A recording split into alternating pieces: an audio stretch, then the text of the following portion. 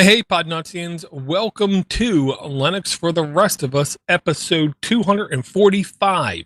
This show is brought to you by our Patreons, not by paid advertisers, but by individuals that thought they would rather hear their own names mentioned versus mattresses, jewelry, discounters, or anything else. And this one is brought to you by Eliza Roth. Thank you very much for the patronage. And speaking of people I'm thankful for, we also are joined tonight by the almighty Mr. Bruce Patterson, the host of the Distro Watch podcast, which I don't hesitate saying is one of my favorite Linux podcasts that I listen to. How's everything going, Bruce? Things are going well, but it looks like we've been frozen. Well, let me come over here and hit F5 and refresh, and let's see if it comes back better than before. Hopefully it will. I will say in the Linux world, we've been, I don't want to say overtaken, but the amount of enterprise business and Linux content has been overwhelming, almost to the point of being disgusting. Where I am a fan of the homegrown, consumer-based, residential-based Linux content, and it seems like it's been quieter for that in the last 2 to 3 months.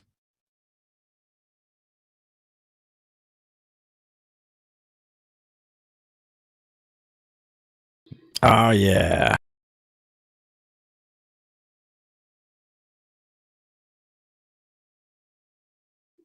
Looks like we're back.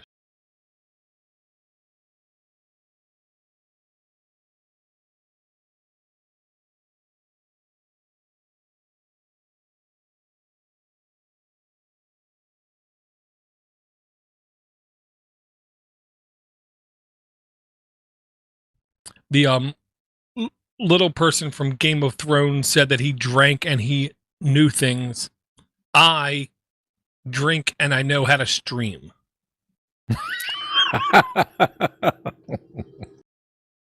So in the realms of Linux, Bruce, I'll say this. In the last, 30 days or so, has there been anything that you've seen in the Linux world that you think has been important enough for you to divert your attention from Hollywood content, Bollywood content, or memes to where you actually said, self, I need to pay attention to this? Because personally, there hasn't been a lot for me.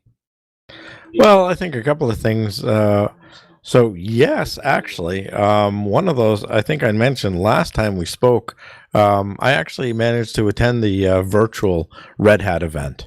And one of the things that I really enjoyed from it, they had a couple of keynote speakers, but one of the best messages, the biggest takeaway from that was with IBM taking that over, and more importantly, with Jim Whitehurst being absorbed into the IBM board, yes. One of the most important things that came up was what they want to do in the future. They said they want to lead now. They want to be the ones that invent things. And I'll tell you, it's really interesting. I like the message, and I hope that they're really earnest in it, because if anybody can pull it off, it's them.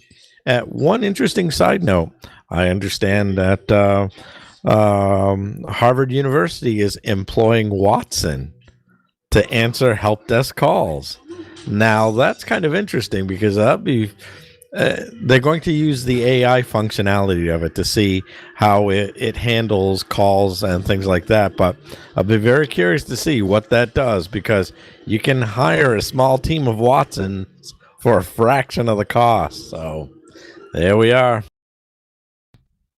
Yeah, I mean, I'm not one of those guys that I will say is like a blind Watson fan or an IBM fan.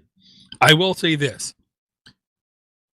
The trials and tribulations that IBM as a company has went through, I think, has educated them enough to say, after purchasing Red Hat let's take a lot of the Red Hat morals, ethics, beliefs, patterns, and incorporate them into how we work. Thus, I truly believe 2020, 2021 will be utterly important years for IBM as a company, where Red Hat will be refocusing IBM's objectives, is the way that I'll put it. Because it's very clear to me that open source has overtaken every other ecosystem in every sense of the word, in every business module that could exist. Open source is always what they default to. Like 3 or 5 years ago, the term was mobile first. And that was to let web developers know when you develop your interface, it's mobile first, desktop second. And now in every enterprise ecosystem I've been privy to have my individual view on, it's always open source first, which I honestly love. But we have to understand that once we're allowed into that ecosystem, we cannot be satisfied with just influencing that first layer of what they do. We have to push onwards and keep going more forward until we completely devour every layer of their business ecosystem, prodigy, their way of life, whatever. Well, and I'm sorry to be this broken record, but again, this is one of those opportune moments where the Linux Foundation could step the F up. Because the thing is that, well, there was an article that you had sent us about Munich doing an about face. They did the crisscross. They took on Red Hat and decided, I don't know, it's our employees are having a hard time. And then, I'm sure they just got the recent bill for some Azure or Exchange product. And it's like, open source it is. So they're speeding back. And I'm really hoping that a couple of things happen. I know that they're going to probably try and learn from their mistakes. Here's one thing I think that is really a non issue. It's the issue of the desktop. And the reason why I say that is because when we're now at a point where just about everybody who's being hired into the workforce has grown up with a computer. And a lot of these folks can adapt, whether it's, a crappy Mac or, Windows or Linux. I don't think they care. If they have a small walnut-sized brain, they should be able to go to menu, find the programs they want, and run them. Because if you can't do those things, you're unemployable in today's workforce. Yes, and I do believe we have made it unbelievably easy for some people to be incompetent. I do believe the smart people will overtake the incompetency. Unfortunately, I think it will be one of those things that might take 1 or 2 cycles. I don't know what other word to use, but it's going to be one of those things that we're going to have to overtake as a team. Well, I also think that your company is only as tech savvy as your CEO or leader, because if they're not very tech savvy, you have what you have. And if you're in an aging dinosaur legacy infrastructure like I'm part of, well, you get what you get. And I'll just say, if that is true, then man, Red Hat is poised for unbelievable dominance. Because look, I listen to a lot of different content from Financial Times, Bloomberg Business Week, Twit, NPR, PBS, Fox News, ABC, NBC. It keeps going. And the heads of those industries seem to me that they seem to be lacking a lot of technical competency, except for Red Hat. The CIO of Red Hat, I believe if you give them an ancient computer and tell them they need to create something, I honestly think they would be able to create it. Not many CIOs, I believe, have that ability. No, and I think one of the worst parts about it is that you don't necessarily. No, I think you really do need a small idea of the technology that your company is running. There was an article in one of the older Linux magazines. Anyway, the bottom line is there was a short list of what a CEO slash CIO should have going into running their company, and these are all. You need to understand what each programming language is doing or is about. You don't have to understand the ins and outs of the actual language, but understand what it is doing. HTML, the whole 9 yards, things like that. But anyway, I'm going off the rails here, but I think really, uh, let's circle back. The bottom line is that with a new change in leadership at IBM, we'll see what happens with Red Hat going forward and IBM as a company on the whole. One minor thing I'd like to mention is that what's interesting is you can see that the community effect of Linux has finally hit these places because the last Azure Global event that I attended actually was this was the first time I've ever seen documents disclosed, Twitter accounts being named, websites that you can go to, and a GitHub repository for all of these ways to pass an exam. Yeah, I mean, to me, I don't want to say classic example because it makes me sound snobbish. It makes me sound bougie, but those are the classic examples of how open source are completely winning and dominating. When you have these closed source companies have no choice but to disclose, have no choice but to put out there in the open how things are working. I listen to a lot of financial and business podcasts. And I'll say this, disclosure. If you want to know what I listen to, then just go to podnuts.com and subscribe to the Revolving Door. I'm now up to about episode 40.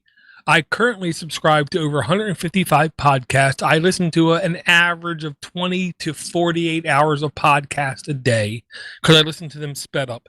And some of them are business focused. And the amount of business focused podcasts that the people who are talking don't have any idea what HTML stands for. They have no idea how Python is actually written. They have no idea what ls or dir does in a command prompt or what a command prompt is. And yet they speak about open source ideals, principles, and software technology because it's a motivating factor in business today. I love how open source has made everybody in every field completely reevaluate everything that they're doing. And again, I'm not a fan of Red Hat at all. I'm more than a fan of more than a couple people who I know who work for Red Hat because I know they have the universe's best of intentions at play. And I know everything I'm seeing from Red Hat involving IBM tells me Red Hat is influencing IBM more than IBM is influencing Red Hat. Thus, I will support everything CentOS. I will support everything Red Hat. I will support everything Fedora moving forward, even though I will never install any of them on my local infrastructure. I will monetarily support them until the nth degree. Oh, funny thing that you mentioned both CentOS and Fedora, because both communities are run by fine human beings. Matthew Miller is the man who he's the Fedora project leader currently. Yes. Yep. And then you got Karanbir Singh, who runs CentOS. He's been running CentOS for quite some time now. And those two gentlemen have everything well in hand. And, if those were teams that I had the skills to help out, absolutely. Yeah. And like part of the thing is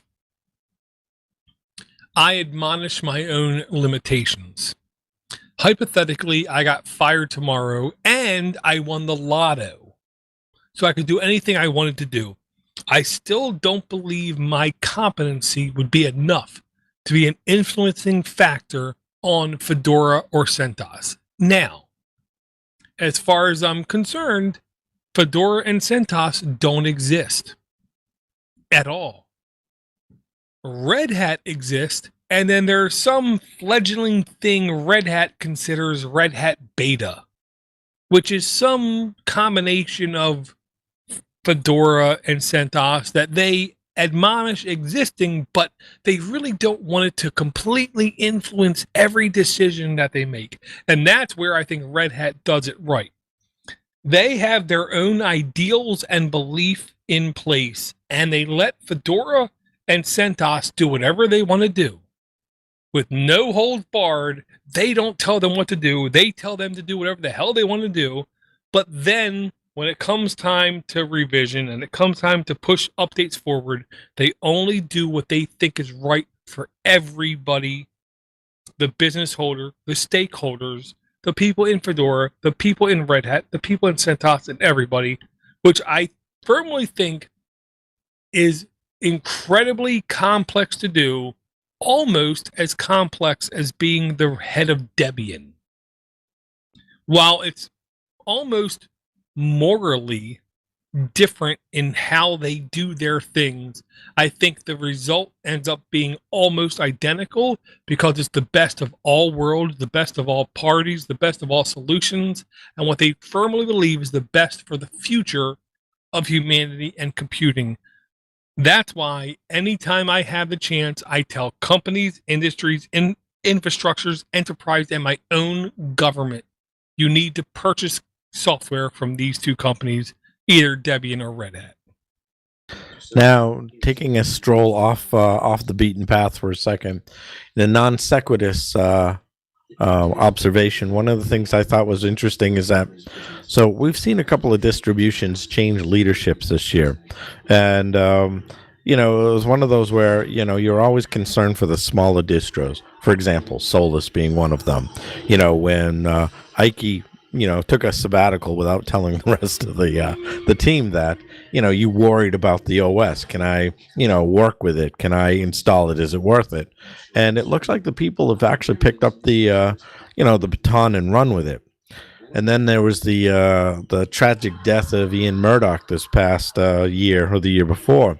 And again, you worried about the leadership of the distro because, let's face it, they are the largest supported with well over 1,000 developers in there pitching in. So they're in good hands. And then there was another one, Bodhi Linux. That was another one where Jeff Hoogland stepped away from it because life took over. And those distros seem to do very well. So I guess bottom line is what I'm saying is that for a lot of the concerns that I had about community spins and things like that, there's enough kids out there to help pick up the torch and run with it. And so I think for some of the folks who may have thought that the OS is dead, in some small degree, it could be. But I think right now, the Linux future is in good hands.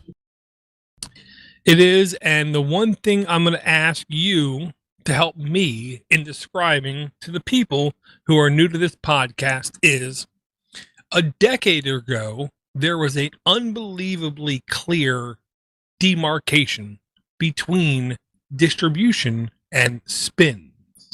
Nowadays, I believe that line is incredibly blurred. And what I'll say is, back in the day, 10, 15, 18 plus years ago, a distribution was something that had incredible amounts of unique code onto it. And a spin was nothing but a distribution twisted with a little bit of flavor thrown on top. And to be quite honest, one of the first spins that had any success was Linux Mint, because the actual amount of code base that was changed on Linux Mint compared to Debian versus Ubuntu was uncommonly low, like less than 10% of what Ubuntu changed than Linux Mint changed. We in Linux in 2020 have a tendency to call everything a distribution, and I almost wish we would start to call things spins versus complete distribution releases like we did a while ago, because I do think the amount of code change versus what you're basing it off of should be stated in some shape, way, or form.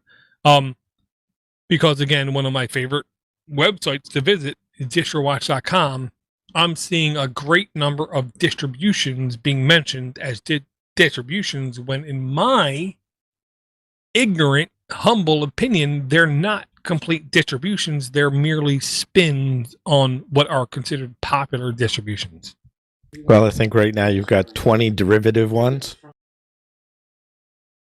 There is a good handful, is what I'll say. And it seems like more people are hyper-focusing towards more popular distributions and creating spins off of them, where quite literally the spin just changes the start menu, changes the desktop background, and changes the defaults for their browsers, and that's all they ever do. Where you have things like Slackware that change everything, Debian that changes everything, even I'll say ClearOS that changes everything. And then you have these other things, and I don't want to insult anyone independently, but I'll say Parrot OS is one of them. The number of Ubuntu derivatives that change less than 8% of the actual code base and call themselves a complete distribution. Look, I had Podbuntu.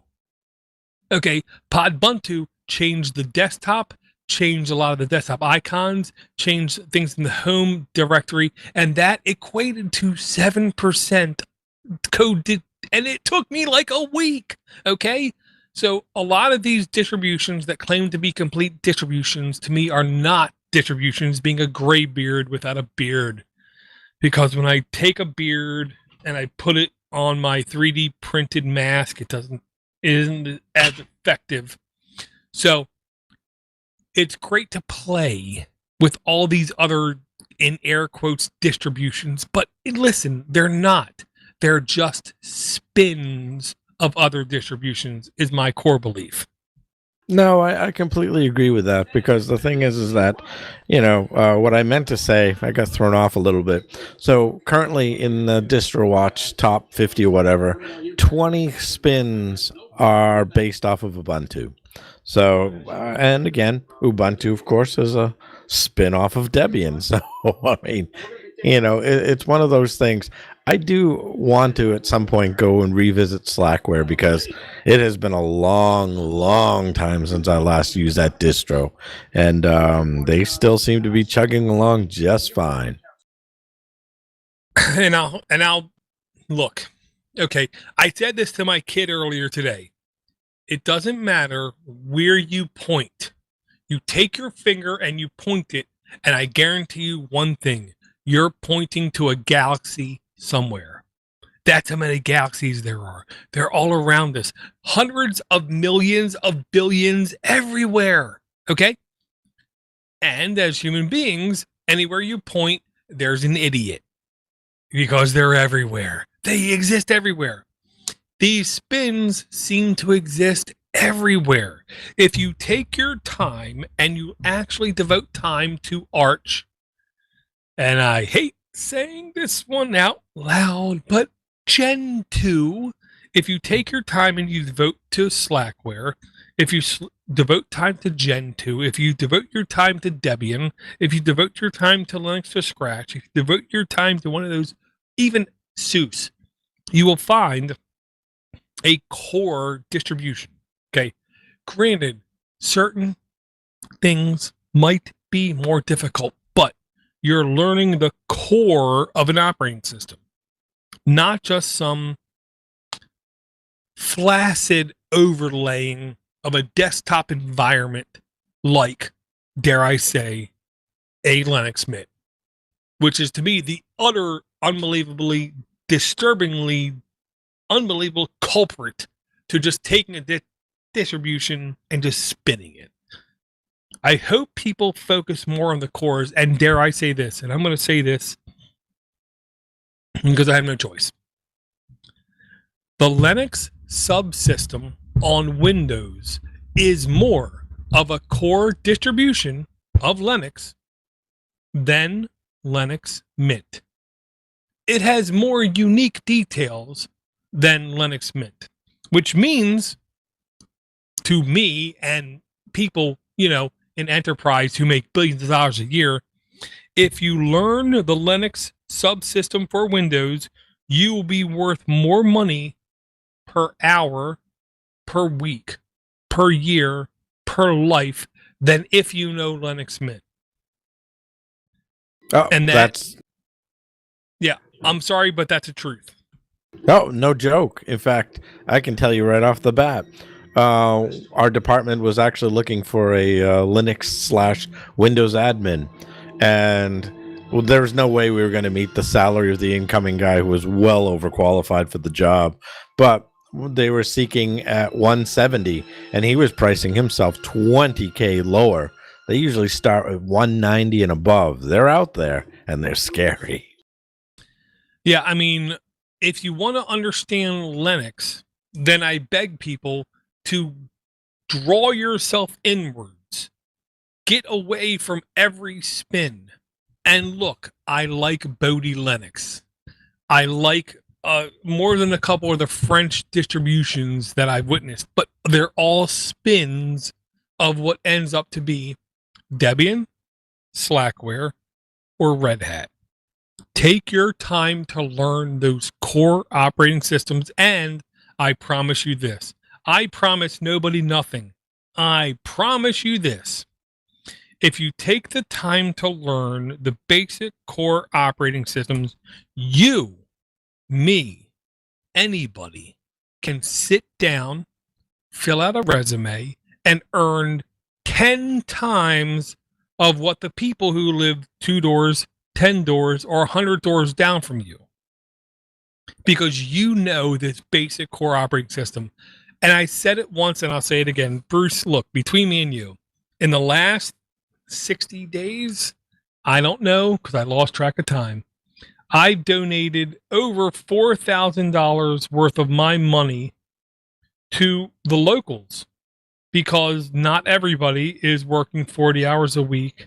Not everybody is as blessed, in air quotes, because blessed isn't really a thing, you mental invalids.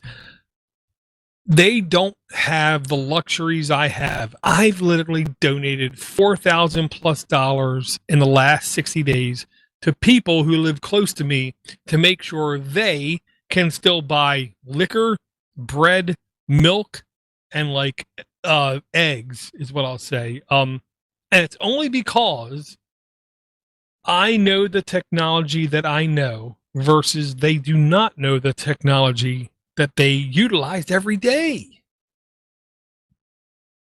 Well, I know at this point I give what I can, but at this point I'm just grateful for the things that I have here, because I don't think I've ever been in a state where I'm not actually in fear of anything right now, just my own health, and the immediate family. So I guess that's something I'll take with me here. So let's look on, since we're talking about, health and stuff like that, or since I am, one of the things that's interesting that's emerged are these virtual conferences. That list you sent, was there anything that really stuck out that you might be interested in? Well, I'll first say, Bruce, I am literally not trying to guilt anybody into doing anything. I'll just say this. If you have the potential to help other people and you don't, let me know, because I'll pay the tuition. I'll come to your door. I'll knock on it, and I'll punch you in the throat, because you're worthless and you're useless as far as I'm concerned. We all should be available to help everyone around us. And that's all I'm doing. I'm not doing anything I don't expect anybody else to do, nor am I doing anything to the detriment of my own family. Okay? I'm not. They're spoiled rotten. My wife gets everything she wants. My kids get everything they want. I get everything they want. and I still find the time to help everybody else around me because I don't know, it's easy. The link I will say that I did find was a link to basically every conference, every event that has decided already to go completely virtual. And I'll put it like this. There's a lot of them. There's a hell of a lot of them. And the good thing is a lot of them have decided to also take away the paywalls. It was at ipprotoday.com was the actual link. Let me see if I can copy this thing without completely destroying my browser. There and look, Bruce, I'll just put it like this. Between me and you, half of the conferences I've ever existed and went to, I end up running from people, hiding in the bathroom and crying for like 20 or 30 minutes because I cannot take the amount of people that are around me. Being an introvert, this entire COVID shelter in place thing has been one of the most things I've ever witnessed in my life because I witnessed the least amount of stress I've ever witnessed in my life in the last 2 or 3 months. Following this link to itprotoday.com, which will be in the notes, it's every open source conference that decided we're going to go completely online, and a lot of them are completely free. Unfortunately, some of them have already passed, like the Red Hat Summit already passed, the Open Source 101 conference passed already, the V Forum Online already passed, the Pecora Online already passed, but there's more than a couple links in this notes that are in the future, and I honestly encourage people, if you are at all thinking open source can help contribute to your future ecosystem of what makes you valuable to other people, you need to keep looking at these kinds of links and find what kind of conferences are moving forward. There's a hell of a lot of them that will be completely free, even up to the end of September, to where you can partake, you can learn, you can educate yourself, and even VMworld, September 28th, I can right now tell you right now, I don't care what they say, that's going to be a free event.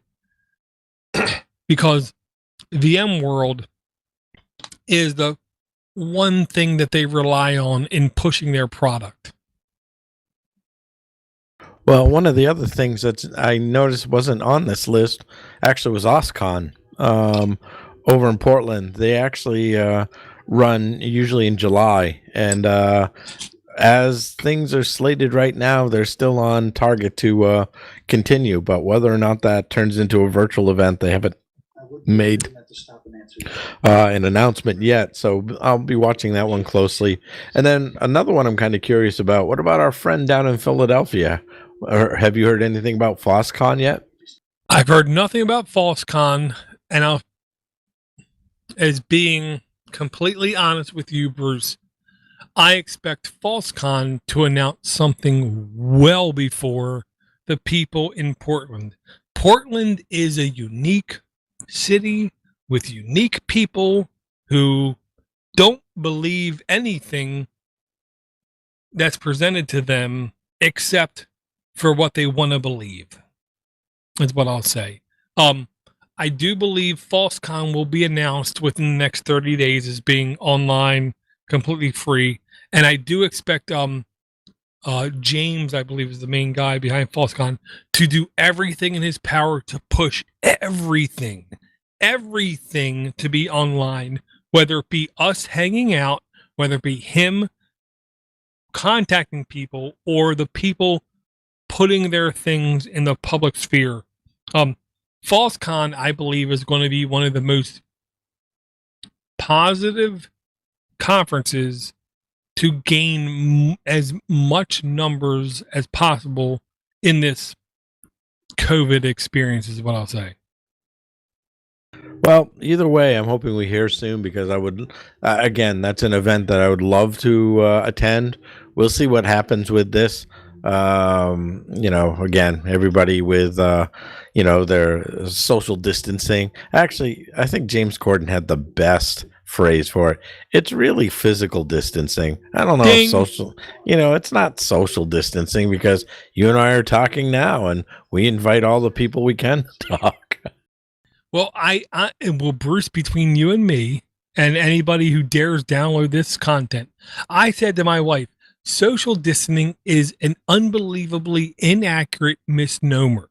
And I like saying those kinds of things to my wife because she's more educated than myself. And when I say those kinds of things, it makes her stop and gather her thoughts. And I said, it's nothing to do with social distancing. It's physical distancing.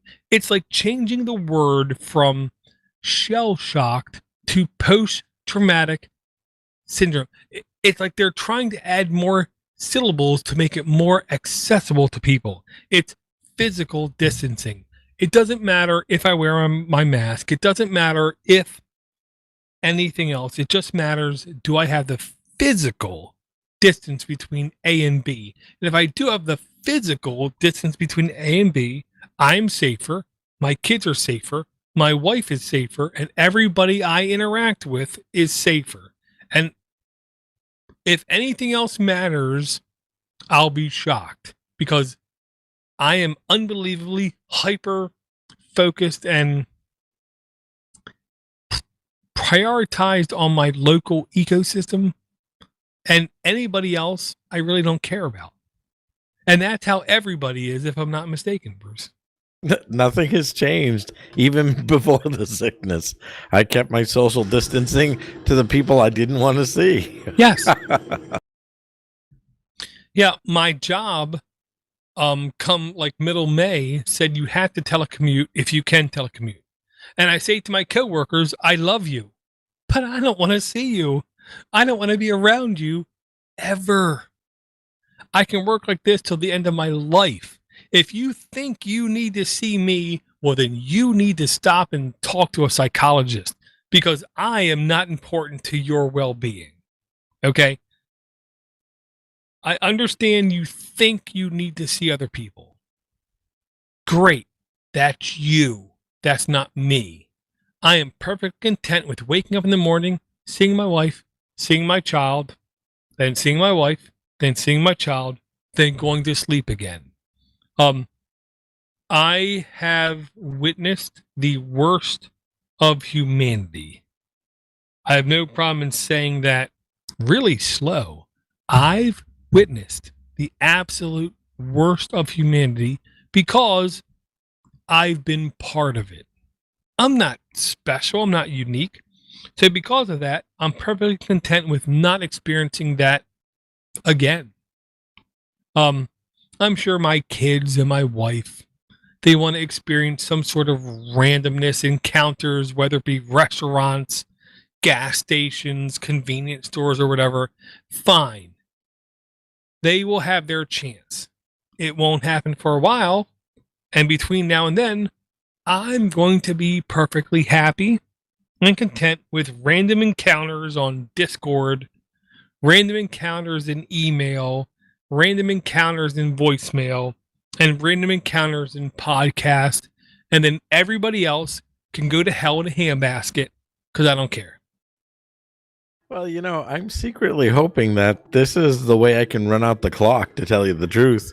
We were just told Ding. today, not today, but the other day during our major all staff, they said we're not coming back anytime soon. And given any guidelines, they said don't expect the fall. That's still not on the table yet. So fine. The longer it goes, the better I am because, my life is in a good pattern here. I reclaim at least 2 hours a day for my life from no longer commuting in. And more importantly, I haven't set the alarm clock since we went into this thing.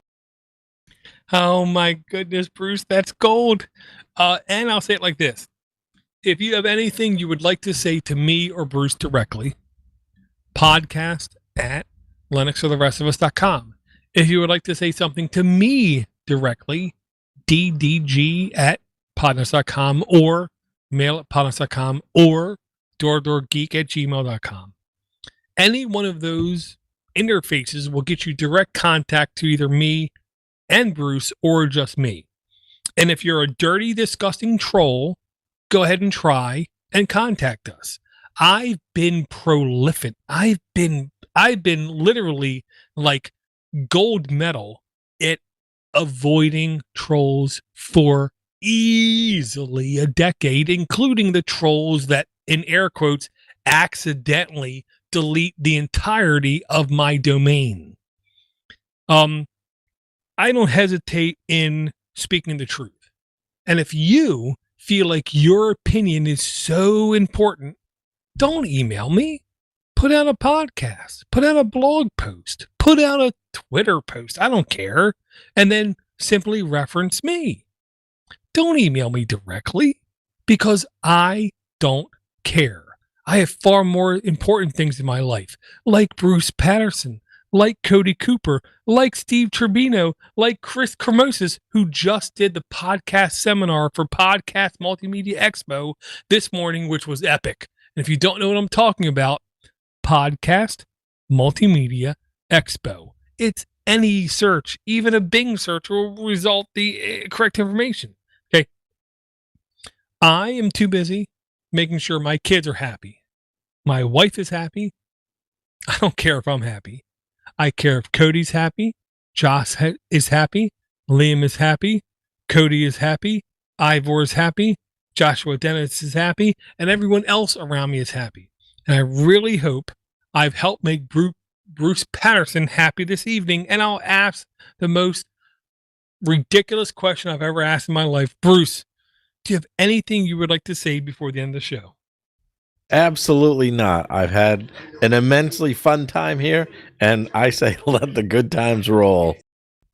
I wish I could say something that would make Bruce say something like, oh, God, influential. I hate using that word to other people. I'll just put it like this. I thank everyone for their downloads. I thank everyone for their subscriptions. I thank everyone for partaking in this ecosystem I call Podnuts. If you would like to partake in this ecosystem called Podnuts, you can join us on Discord. You can hit me off on Twitter. You can hit me off on email. Everything is in the notes. If you don't know what the notes are, you're a mental invalid. You're an idiot. Don't ask me what the notes are. If you want to partake, click on the show, click on the notes, and partake. And I will say again, Linux is not for me. It's not for you. It's not for Linus. It's not for Richard Stallman. It's not for Bill Gates. It's not for Donald Trump. It's not for any of those individuals. Linux was put forth for everybody else. And if you would like to partake, Linux for the rest of us is here for you, just like you're here for us. And I want to say I love everybody. Thank you for partaking, and we'll talk to everyone again real soon. And oh my God, my shoulder's hurting.